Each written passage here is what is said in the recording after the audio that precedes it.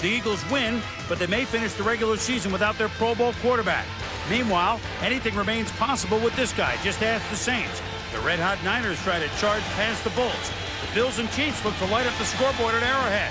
Will the Vikes pack a punch on Favre's bunch? A shocking statement in this NFC East grudge match. NFL Primetime is next. NFL Primetime, presented by Miller Lite. Primetime is Miller time. And now, here's your host, Chris Berman.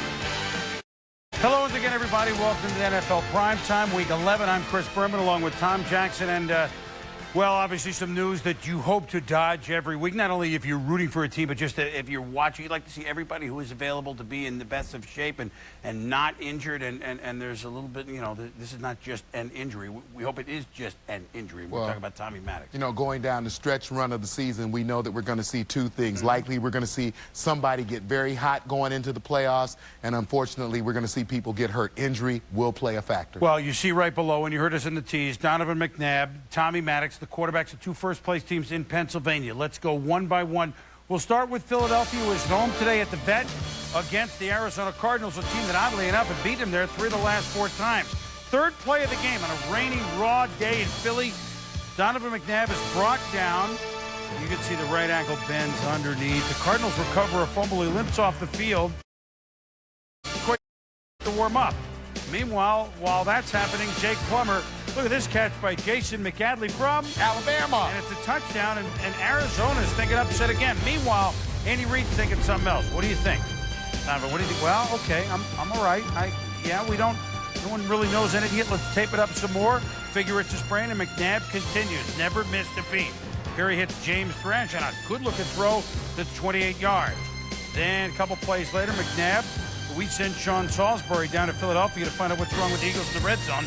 They were 4 for 4 in touchdowns in the red zone. Touchdown to Thrash, 7-7. Then, look at this, Tom, one of our favorite plays if it's in the NFC. That's correct. Shovel pass to Dorsey Levens. It's a touchdown from McNabb, and it's 14-7 Philly, late second. Later on in the second, McNabb looks off one receiver, then floats this one, and Adrian Wilson playing center field. And Arizona's in business, the 20, the 15, the 10, all the way down to the 2-yard line, and McNabb limping.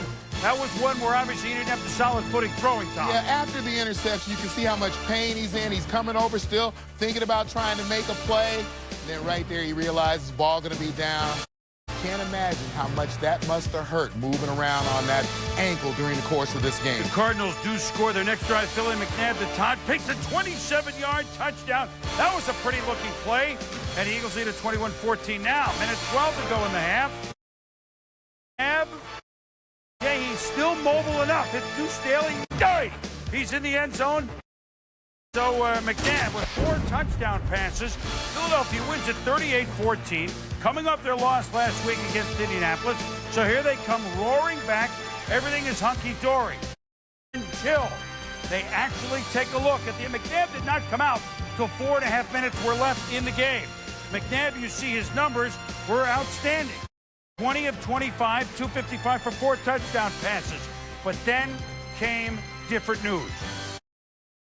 Definitely is, knowing that this is the first real injury that you had throughout your career. You know, I've never got hurt, you know, to the fact where it would take me away from anything in college. I never really got hurt in high school. So to get hurt now is something to deal with. And also, if I'm not out there and Koye steps in, we're not going to miss a beat. You know, people may talk down on Koye, may talk down on the rest of the guys that we have. But I think, you know, whoever may step in, you know, if I'm not there, going to open up some eyes, and I think the offense is going to continue on. All right, so here's the news. All right, we danced around it there. Fractured ankle. It's a fractured fibula. All right, now they will wait 24 or 48 hours. This is the trainer, Rick Burkholder, talking to see exactly what their options are. But Andy Reid was much more realistic. It's a 6 to 8 week injury, he says. Now, we won't know officially. McNabb himself says, well, maybe next Monday at San Francisco. No, it's not going to happen. So 6 to 8 weeks, you extrapolate that. That's the end of the regular season for McNabb. It could be a little quicker, could be a little longer, but obviously a change of course for the Philadelphia Eagles as Koy Detmer will now be the quarterback. Well, Boom, we always talk about how valuable Donovan McNabb is to the Eagles. There's only 2 quarterbacks I think of equal value to their team, Donovan McNabb and Brett Favre. So if he is the whole offense, which we always talk about that, then you're missing your whole offense basically for 6 to 8 weeks. That means everybody else on the team has to pick up their play. Chad Lewis, Pinkston, Antonio Freeman, Deuce Staley has to run the football now. You have to do those things to give Koy Detmer a chance to be successful and set up some play-action pass. And I think that we talked about this a little bit. Now you see more of the true West Coast offense from this football team. They're going to be throwing the ball to the tight end, the hooks, the dumps, the shallow crosses. They're going to do the things that Koy is comfortable with. Well, he can move some, all right? He's the holder. You've seen him do some trick plays. He's been with the team 6 years. Came from Colorado, 7th-round pick in '97. Hasn't started a game since '99. Wow. So, I mean, this is a long time. So it will be him. Hey, Tom Brady, it worked. Yes.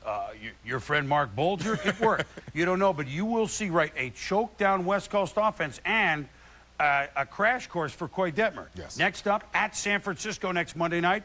Next up after that, home to the St. Louis Rams. So things could change in a hurry, but can you hold on? And just, you may not win all the games. Let's see what happens.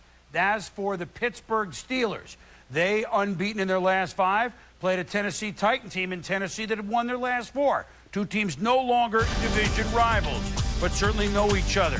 Steve McNair, Tommy Maddox, both hot quarterbacks. First play of the game, play action, Maddox in pocket, and wide open is Hines Ward. 57 varieties for a 72-yard touchdown, 7-0 Pittsburgh. Next drive, Maddox not as fortunate. Typical on a Sunday, Pete Sermon delivers. And the big fella will turn up carrying the ball like the proverbial loaf of bread, but he runs well down to the 1-yard line. And Tom, here it looks like synchronized swimming for Pittsburgh. Yeah, we're going to take a look at Hines Ward and Plexico Burress out on the outside. They both run similar routes into the same area, draw a lot of defensive coverage to them, in part at least. That's why the pick took place. All right, so third quarter, it's 14-7 Tennessee. Maddox will throw to Plexico Burress. Donald Mitchell is there to make the interception. Maddox picked off 3 times, setting up. Now, this play kind of looks very Super Bowl-like, doesn't it? Steve McNair to Kevin Dyson, but he gets it. He gets that last yard. And it's his second touchdown at Dyson, 21-7 Tennessee. And here it is. The dump to Antoine Randall, but Tommy Maddox hurt as he is throwing the ball by Keith Bullock. It didn't, as you look at the hit again, as immediately Maddox did not move. It didn't look, it looked relatively innocuous, Tom, but you don't know because, and certainly a clean, but it's right there, kind of in the neck, the one unprotected area. Hit in the back area, and then you saw the neck go down a little bit. We certainly hope that this was just a precautionary measure and that obviously Tommy Maddox will be fine. So this was 15, 20 minutes, everybody on the field, and no one felt worse than him. Eventually, they put the ambulance on the field. They stabilized Maddox. They never really tried to move him, as they should not.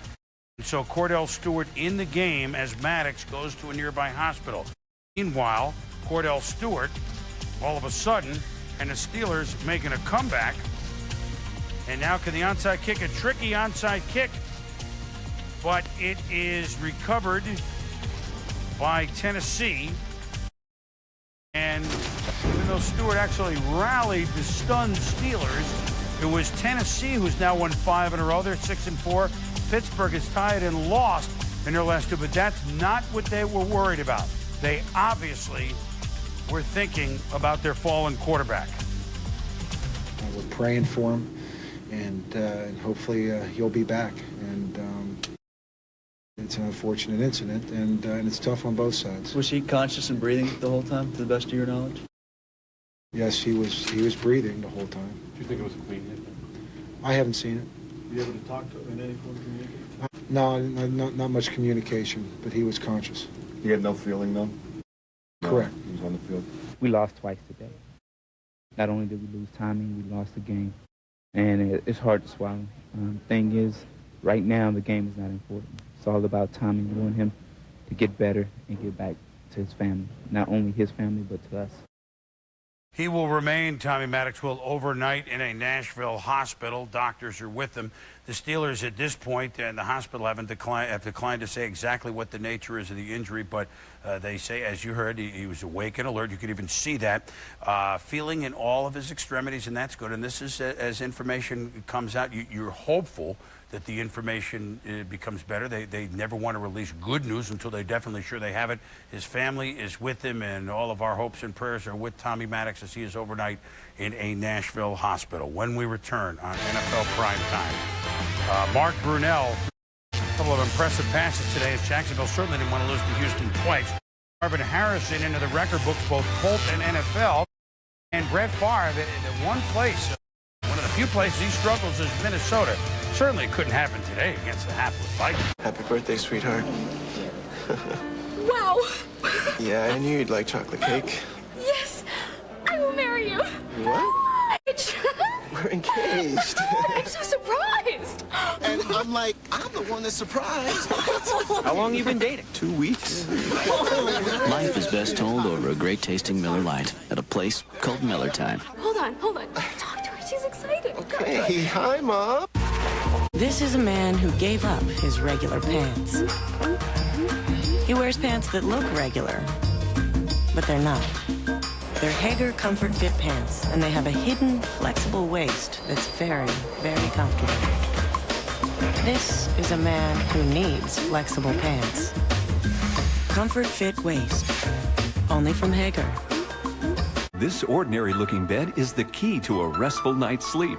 Even though it may look like an ordinary mattress, it's more comfortable than you can ever imagine. Introducing the Nautilus Sleep System. Nautilus uses variable support chambers designed to let you control the comfort on your side of the bed. Individual remote controls allow you to increase or decrease the firmness on your side of the bed, so you can have that feather soft feel and your spouse can get the extra firm support he or she has always wanted. Features like a wool blend pillow top for winter, a silk blend pillow top for summer, and our unique comfort layer make Nautilus the choice for a great night's sleep. It's time you feel the instant comfort of Nautilus with no money down and payments as low as $30 a month. Try Nautilus in your home. We guarantee the best sleep you've had in years. If you're not completely satisfied within 12 weeks, return it for a full refund of the purchase price. Call now for your free video and brochure and discover instant comfort with the Nautilus Sleep System. I'm Max Kellerman. I want to tell you about my new show. The idea is simple. People here think the people here don't know anything about sports. Around the Horn is going to bring sports experts together, and I'm keeping score. Around the Horn, today at 5 Eastern on ESPN. NFL Primetime, presented by Miller Lite. Life is best told at a place called Miller Time. And in part by Visa. It's everywhere NFL fans want to be. Battle of three-dog night. There they are. It's only they could be at a Bengals game, right? Bengals at home against Cleveland. Hey, it's a good game. 17-all, third quarter. Tim Couch. Always around the football when good things are happening. Dennis Northcutt. 24-17 in Cleveland. But then Brandon Bennett. We saw him with a big return earlier this month. Look at him. He could go all the way, almost all the way. 82 yards down to the 7-yard line. Next play, 1st and goal. Bengals in business. 8 minutes to go. Now here we go. It's Corey Dillon. And he's down to about the 1.5-yard line. And so you know they're going to get in with Corey Dillon. He's at the top. No! Isn't that Matt? No! That's kind of the play they ran a couple weeks ago with Matt. No! It's off tackle. Tommy, they need another play down there. Yeah, and you see the frustration right there between Corey Dillon and the running back coach Jim Anderson. Just frustrated because he couldn't get that ball in the end zone. And then John Kitna tries to make something happen. He finds Dillon. Get out. No, he doesn't get out. Tick, tick, tick, tick, tick, tick, tick. They're down 27-20 at the 50. Complete to Peter Ward. No, he can't get out. Tick, tick, tick, tick, tick, tick, tick, tick. The Bengals, they're 1-9. Cleveland evens their mark at 5-5. Dillon running for 92 yards. He'd be at 93. He'd be in overtime. And the Browns beat the Bengals 27-20. First time they swept them since they were the old Cleveland Browns in 95. Natalie Cladwell Belichick. Jaguars, Texans. And David Carr picked off by Marlon McCree. Like George McCray, rocket baby. At any rate, it sets up a 1-yard touchdown. Sanson punt. Remember when Jermaine Lewis was automatic as a return man for Baltimore? In the sun, that looks like a tough field right there, and he fumbled it, and Micah Ross recovered Jacksonville. Then watch this play by Mark Brunell. Oh, yeah, and the Jaguars are up on the Texans 24-7. Now, Tom Coughlin's team fell at home to Houston. It has not been an expansion team that has lost, beating other teams into the 95 Jaguars. Well, I'll spit it out later on. But Tommy, David Carr is going to have a, right? Yeah. David Carr is taking a beating here, 53 sacks on the year, but he is a tough kid, and you can see, if you watch every week, a little bit of the maturation process of this kid. It reminds me of Troy Aikman, his first year with the Cowboys, when he got killed, but you kind of knew he was going to be a good quarterback. Well, Carr's been sacked 53 times. The record, Randall Cunningham, one quarterback being sacked since they kept these things. This 1986, that he was sacked 72 times. I was trying to say that Jacksonville, as an expansion team, beat Cleveland twice. And they did not want to get beaten by an expansion team twice. So whatever it is, they preserved their team. Great legacy. It is before the game with Peyton Manning, Marvin Harrison warming up against Dallas. Well, this was not exactly that play, but you'll see it later. Marvin Harrison, fastest player by far, more than a dozen games quicker than Herman's Moore to get to 600. Dwight Freeney from Bloomfield, Connecticut. That's right, and he played a big game last week in Philadelphia, and he sacked Chad Hutchinson here. Then, here's the play they worked on, Tom. Dallas kept this to 6-3 to under 5 minutes to go. I mean, their defense played well, but they just can't score, and this play was automatic. Well, the play-action fake is beautiful from Peyton Manning. You look at Tony Dixon, the safety who shadowed. Watch Harrison. You see Dixon's eyes in the backfield. He steps up 3 steps, allows Harrison to get by him, and that's the play that they love for the Colts. This is Freeney again forcing a fumble. Josh Mallard whacks his way onto the ball. And look at Freeney. He's got speed. That's why they drafted him with the first round. Yeah, Flozell Adams at the tackle spot, and he just blows by him with the speed. He had a sack last week, along with 3 forced fumbles. He had 2 more sacks this week. He's on a good run. Now, you'll read the paper tomorrow and see Manning to Harrison a couple times, 20-3 Colts, that they had a blowout as expected, I should say, over Dallas. They didn't, but in the end, it's the Colts, like Tennessee, 6-4.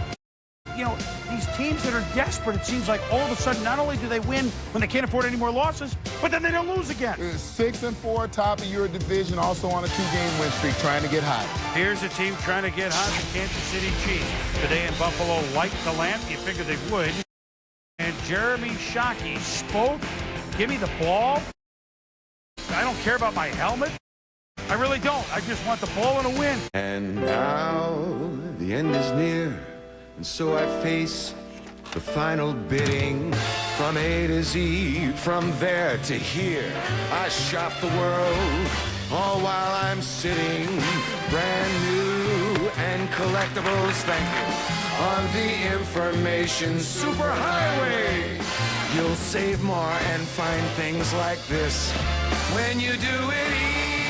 Hey, to win this competition, you gotta have the D, the handle, the jumper, the silly ups, and of course, the phone number. Just call 1-800-946-8889 and get your code to play in the Mega Sega Marathon. Then tune into ESPN NBA telecast Fridays at 8 in November to see if you won. You could win a copy of Sega Sports NBA 2K3 or a trip to the ESPN Zone in Atlanta during the NBA All-Star Game Week. So, do you have what it takes? Another? Oh, come on. Tired of annoying pop-up ads? Move to Earthlink.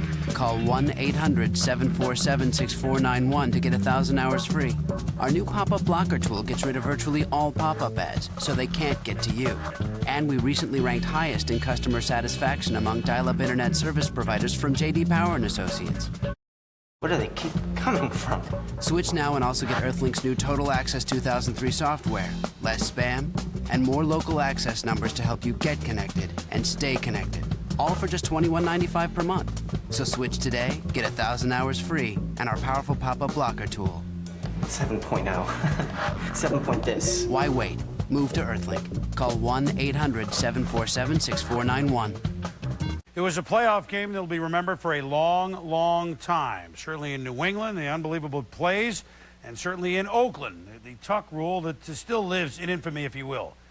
On Sunday Night Football, the rematch, the Patriots at the Raiders. For highlights, here's John Anderson. Lovely weather for the Patriots-Raiders rematch. Tuck Bowl 2, ESPN Sunday Night Football in Michigan, man. Woodson and Brady getting along much better this time. Score. Brady, it's David Givens, but Woodson's there to force the fumble. Joe Andrewson recovers for the Patriots. Taking a look. Woodson, nice strip. New England dodges some early trouble. It's 10-6. Late in the second quarter, Brady back to pass. He's stripped by Chris Cooper. Trace Armstrong recovers the fumble. Silver and black in business. 3 plays later. Gannon, he's looking for someone. Someone is not there. He'll take it himself. He had 15 rushing yards. That was second on the team behind Chasmo. Chuck Garner at 57. 17-6 Raiders to half. Third quarter. Here's a throw. Gannon intended for Joey Porter. Deflected. Teddy Bruschi's got it. Look at Teddy. He's rumbling. 48 yards. The play would be reviewed. And so let's go to the peep show, everybody. Check it out all over again. Ball appears to hit off Porter's foot on the ground. Tough to tell. And so guess what? The play would stand. Ruled a touchdown, 24-13 Oakland. They don't put it in the Raiders' the ref's hands. Fourth quarter, same score. Brady drops back. He's hit. Trace Armstrong. Ball falls incomplete. Ref's waving. We're going to take a look. Is that a tuck? His arm appears to be moving forward. He's going to hang on to the ball. Next play, Antoine Smith. The carry. He's hit by Eric Barton. Ball comes loose. Recovered by Woodson. Get it. Now kids will say house, too. He's in the end zone. Guess what? We're going to look at it again, and we're going to say he's down. Might have been coming out. Who knows? Either the last 2 plays are going to go. Oh, boy. Fourth quarter now. New England still down 24-13. Brady Armstrong this time tries to wrap up. Ball comes loose. Romanowski returns it.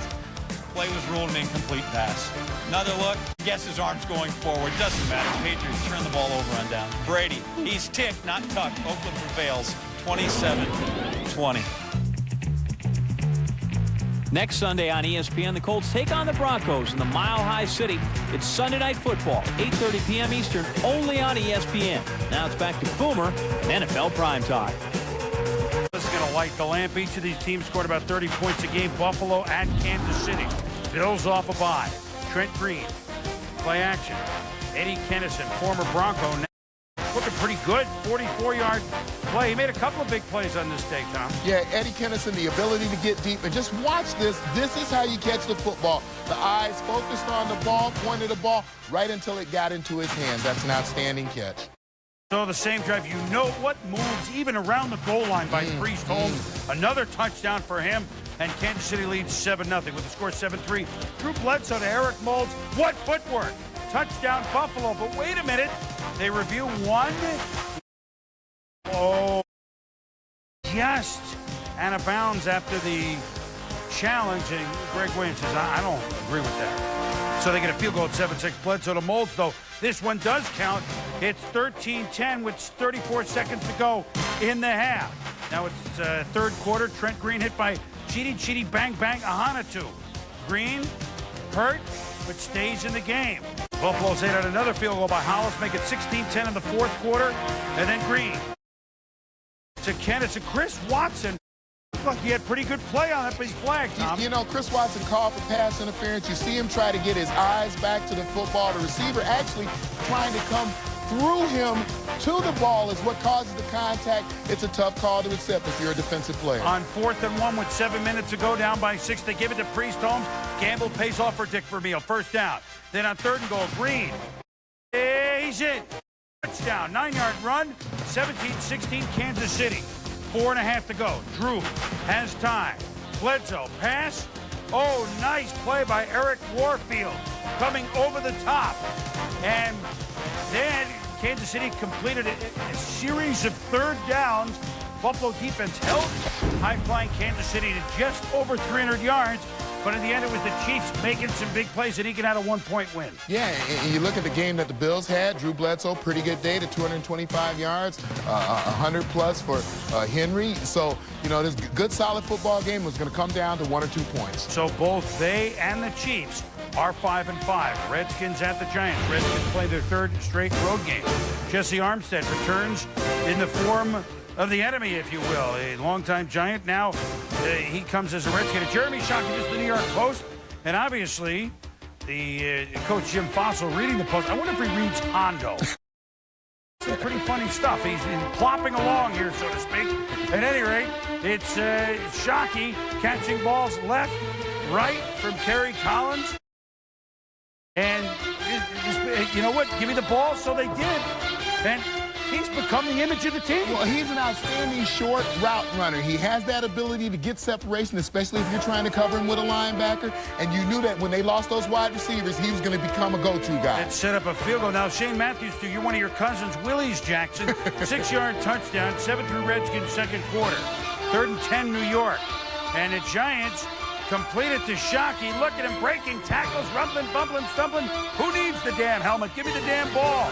11 catches for 111 yards. Crowd going nuts. The main receiver that isn't hurt is well-dressed Amani Toomer. Touchdown, 35 yards. Under 50% today, 22 of 46, but that ties it at 10. To Rod Gardner. How many Giants are in this picture, but it's touchdown Skins? Well, you watch him weave his way through here and find an opening to try to get the ball. An outstanding catch right there. More arrows than Custer saw, little bighorn. Looks like a drunk going for last call, Gardner did, but they make it. It's a touchdown. But then with the Giants down 17-16, Jason Sehorn gets the first Giant pick in the last 7 games. Under 4 minutes to go, James Tuttle, 43-yard field goal. Not even close. Blocked by the lower extremities of Omar Stoudemire because he slips when kicking. Well, you want to get the ball up. You know that it's going to come out a little bit low, but this one comes out basically chest high. Not high enough that anybody had to jump to block it. Good for Australian rules football. Skins on 1917, Michael Strahan. Bull rushes John Jansen. I mean, that's a battle of titans right there. And Strahan with the sack, and the Giants. They later found out about the Eagles' plight. They keep 1 game behind Philly. They're up to 6-4, winning 19-7. Yeah, and I just love the game plan by Jim Fossil. You know you were going to have to throw more. You had to go to the tight end, but he got the 24 carries to Tiki Barber. He's got good balance on this football team the last 3 games. He's calling the plays, and they've been magic. When we return, a big game, a showdown between Atlanta and New Orleans. And Brett Favre in Minnesota. No, it couldn't happen again, could it? Log on to ESPN.com and play Six Pack, presented by Miller Lite. Pizza Hut.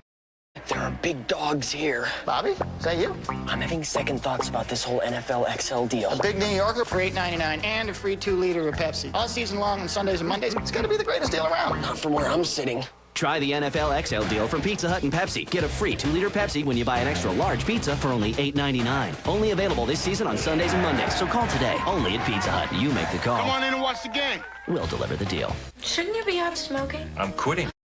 You're my hero. Nicoderm CQ. I'm not a superhero. You can wear Nicoderm CQ 16 hours to help fight daytime cravings or 24 hours to get a jump on morning cravings. You decide. Nicoderm CQ. Tune, Wall Street, Hot Shots. Somebody loves Charlie Sheen. Oh. Can I run a check for these? Can I see some ID? I'm gonna have to call the bank. Is this going to take long? Yes. How's it going? This doesn't look like you. You did when I came in here. Next time, use the Visa check card instead of checks. It'll get you in, out, and on with life. How's it going? College rivalries is heated at Hatfield and McCoy. ESPN Classic's got a week of these here epic matchups.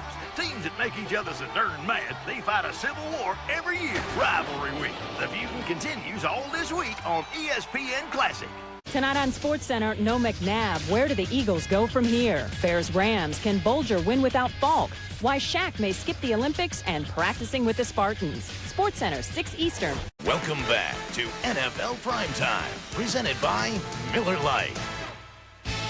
Well, you want a thriller? How about the Saints and Falcons? 3 weeks ago, they played one of the best games of the year. Atlanta winning, and at the end, 37-35, Battle of Cousins. Mike Vick, Aaron Brooks. That game at 72 points. What will we have here? Naturally, a defensive struggle. Until Vick. Look at this. How does he make this throw this far off the run to Trevor Gaylor? 74-yard Atlanta touchdown. I call it the Vick flick. He's not really winding up to throw that ball. It's a little flip of the wrist, but he gets the ball 50 yards down the field. And look at this play. Tommy is, you know what we're learning about Mike Vick? He's pretty darn smart. Smart, that's correct. The flick of the Vic. That sounds like Edie Adams should be in one of Did you walk in the joint? Never mind. Vic, when have we not seen him make the corner? Not down in the red zone. He always turns this corner, and here, presence of mind to wrap the ball around the pylon, make sure he gets it in. Made it a pretty easy call for the official. So Atlanta up 14-0. The Saints, the high-powered Saints, here we are in the fourth quarter. They have only a field goal until Aaron Brooks to Boo Williams hits 17 yards. And then Brooks, what's going to happen here? He's going to end up hitting Joe Horn. Well, you got 10 guys within 4 yards of the line of scrimmage, one safety back, the quick slant. Horn beats the corner. The safety comes up, takes a bad angle, and he is off to the races. So all of a sudden, it's 17-10. And the Saints, next possession, they get the ball back, they get some time. But this time, the Atlanta defense, Wade Phillips, coaching under Dan Reeves. Look at Jerron Bolden. Make the play. They had New Orleans bottled up all day. Ensuing drive. Vic, bobbing, weaving. Amazing.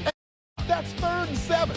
That's 3rd and 7. You have to have that first down. And then touch to Algie Crumpler in the corner of the end zone. And the Falcons open up a 2-touchdown lead again, 24-10. Brooks says, I got a rookie who can run and buy me some time. He slings it to Dante Stallworth. Brooks for 279 yards. Remember, they're fighting uphill, down by 7. And it's Crumpler who crumples the New Orleans comeback hopes. The Atlanta Falcons beat the Saints 24-17, and the Falcons' last loss is October 6th to Tampa Bay. They are 5-0-1 in their last 6, with Mike Vick on the big play of the game. You actually had the composure to leave the pocket, see him, and wave him to go across the field. That's incredible. Yeah, I was just taking my time, being patient. In college, I did it time and time and again. You know, we were able to make big plays off of it, and I knew one of these days, one of these Sundays, it was going to come around and we was going to make the big play, and we was able to do it today. Fortunately, we were able to get that second win against New Orleans, and you know, it's just a great day. All right, why don't you send it back to Boomer? Back to you, Boomer. It's a wrap. I'll tell you what, he plays so fast, but I think he sees the game slower than the rest of us. Speaking of guys that see the game a little bit slower, Brett Favre. However, he's 2-8 in the Metrodome lifetime against the Vikes. Meanwhile, Dante Culpepper, removed in the second half last week. This would be different, he said. Culpepper to Moss, 24 yards, 7-0 Minnesota. The Packers have won 7 in a row, but Culpepper to Dwayne Bates, 18 yards, makes it 14-0 Minnesota. Second quarter. Favre, you can tell he's antsy in here. His picked off by Jack Brewer at the 4. Brewer Shipley's his way out of bounds. He's hit late. Favre was picked 3 times. Flag moves the ball up for Minnesota. Yeah, and take a look at Dante Culpepper. The patience in the pocket, and when he didn't have the time, he was able to run out of the pocket. Here, you want to force him to his left. He does a great job. This is 3rd and 11, 22-yard pass to Bates, and that would set up Culpepper around the goal line. Well, you know he can do this. The naked bootleg touchdown. He ran for 48, threw for 217. Hey, a major upset in the making, 21-7. And so, Brett Favre, 12 minutes left in the game. To Donald Duke and the driver. Terry Glenn's out in front to provide interference. Driver does the rest himself. Puts it into overdrive. 4 yards. 21 all. The Pack have come back. It's going to be different this year, Tom. The Pack are going to win in the Metrodome. Outstanding play by the Packers. Eric Kelly with a good bump on driver at the line of scrimmage. Ronnie Bradford comes over, takes a bad angle from the safety position, and once driver gets headed downfield, boy, can the Packer receivers run. Oh, wait a minute. Minnesota kicked a field goal, 24-21. It's 3 minutes to go. And Michael Bennett, you know he has wheels. He makes a cut, and he's in Packer territory. And he could go just about all the way. 62 yards down to the 4, which sets up 2 plays later. Mo Williams, Larry, and curlying his way into the end zone. Down. Williams has scored a touchdown 7 straight games, so in a season that's been forgettable for the Vikings. Favre and the Packers fall again. Minnesota wins only the 3rd time all year, 31-21, but yet Brett Favre, 2-9 in the Metrodome. He's had some troubles indoor, and it must be, look, he's so good. It must be, what bad things can happen to me here, as good as he is. And Greg Biekert has it. Lance Johnstone here, helmet to helmet, roughing the passer was called. Chris Hovan and Brett Favre get into it. Now, Brett likes to mix it up, but again, he's not winning this football game. That's a little bit of frustration right there. Then intercepted by Beaker down around his own end zone. A throw that he knows he can't make, even though we know he likes to throw it into tight spaces. Beaker runs it back to the 5-yard line. Favre again was nose-to-nose there with Hovan. Then ball dropped by Beaker, could have been another pick. And finally, Tyrone Carter with a nice breakup of a pass, again, intended for Driver. I think when you look at Brett Favre, this problem he has on turf, in domes, on that surface, in the Metrodome in particular, it's something he's got to get rid of because they may be playing indeed in a dome. You know, we talked this morning about what happens, did a whole segment, what happens if the Packers clinch too soon. They could have clinched today. What happens if they don't clinch too soon? Or what happens if they don't clinch at all? Well, they will clinch eventually in that division. I mean, but yes. Hey, look, they won 7 in a row. They're allowed, like everybody else, that's right, to look foolish in that's a place correct. against a team that you don't think they should. But this is just what happens for Brett. I mean, he's so automatic just about everywhere else. As we go inside the numbers, they're numbers that, for whatever reason, I mean, 12 TD passes, 16 interceptions, not on paper horrible, but for Brett Favre, it's horrible. 9 is the number. Some of the results in the earlier stages of career were absolutely bizarre. This was just a loss. Inside the Numbers, brought to you by Visa. It's everywhere NFL fans want to be. When we return, the Tampa Bay Bucs in Carolina in the late games. Jets get back in the race. And Miami Dolphins, enough is enough. Let's see, who's the latest desperate team? We can't lose anymore. Now we're not going to lose again for a month. Could that be Miami? You want to go? You want to go, little man? Huh, what do you then? Well, dance, little man, dance. You want to go? You want to go? Well, you're the tackling dummy. Dummy. Am I stuttering? I'm asking one more time. Do you want to go? Mama can't help you now. It's big boy school. Recess is over. Ray Lewis has his game on. Dude, if it's in the game, EA Sports. It's in the game. Rated E for everyone. New 5-star denim from Wrangler. Wrangler. Real, comfortable jeans. Hey, look, it's only $1. Don't waste your money. Freeze! Pam needs a second opinion. Luckily, T-Mobile has a camera phone that doesn't cost a fortune. Carry on. Every toad of Shanghai. Introducing the $100 camera phone, only from T-Mobile. Jets at the Lions. Herm Edwards, asked, well, your team going to quit? I guess not. They're in Detroit with Joey Harrington and the Lions have won 3 in a row at home, despite the fact that they have not had a very stellar season. The shovel pass to it's Akeem, 14-yard, but he stays down in pain. Grabs his left hip, did not return because of a hip injury. That's the latest that we have, but that certainly did not look good as he goes off. Chad Pennington has looked good, Tom, as the Jets are trying to win 3 in a row. Herm Edwards has done a great job of giving him things to make him comfortable. Lavernius Coles the first 2 times right there, both on 3rd downs, 1 on 7, 1 on a 2nd down, 3rd down and 2. And then Curtis Martin for 7 yards. So the short, effective passing game, give him some confidence. This is 2nd down and 3, 8 yards to Richie Anderson. So all of these things help make Pennington very, very comfortable. 6 of 7 on the drive, and then Pennington to Santana Moss on 2nd and 9. 7-0 JETH. 13 Lions in the 3rd. Pennington to Wayne Corbett. Touchdown. Jets go for 2. Get it. 21-14. Then Pennington moving. And before the defender could get back in there, Anthony Beck, the tight end, gets a touchdown. And Chad Pennington, a 4-touchdown game, 21 of 26. Oh, by the way, Martin ran for 112 yards. That's kind of a nice formula. On the 22 carries, and isn't that the formula that the Jets have used to succeed under Herm Edwards' regime? 408 yards offense for the Jets on this day. The Miami Dolphins have lost 3 in a row. Chris Carter, good sight to see him on the field and back healthy.